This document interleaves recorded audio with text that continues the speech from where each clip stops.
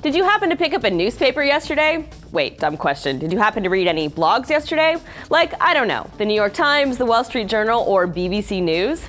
If you did, you'd have noticed that plastered across the front pages were alarming stories of so-called cyberattacks threatening to shut down the entire internet. In the words of the New York Times, the attacks were jamming crucial infrastructure, slowing down people's Netflix accounts. And meanwhile, BBC warned of collateral damage to banks and government infrastructure. What's the reason for all this? A dispute between a spam-fighting group, Spamhaus, and a Dutch web host called Cyberbunker, which says it will host anything except child porn or terrorist content.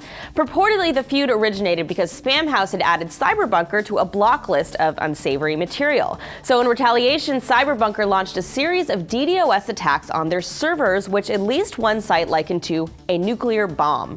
Which all sounds pretty scary, if it were actually true. Turns out the only real source cited in the supposed scale of this cyber war was a company called Cloudflare, a security firm that Spamhaus had hired to help ward off the attacks, in a blog post entitled "The DDoS Attack That Almost Broke the Internet." Moreover, there are independent sites out there that track large-scale trends in internet traffic.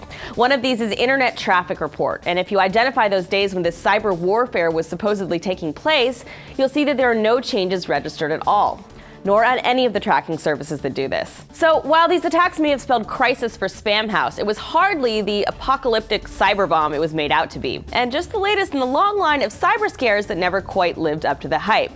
For instance, in the year 1999, news of an impending Y2K crisis were everywhere as breathless news reports warned of a catastrophe due to something about the changing of the 1 to a 2, I don't know. Systems would crash, stock markets would halt, and everyone's digital calendars would go completely haywire.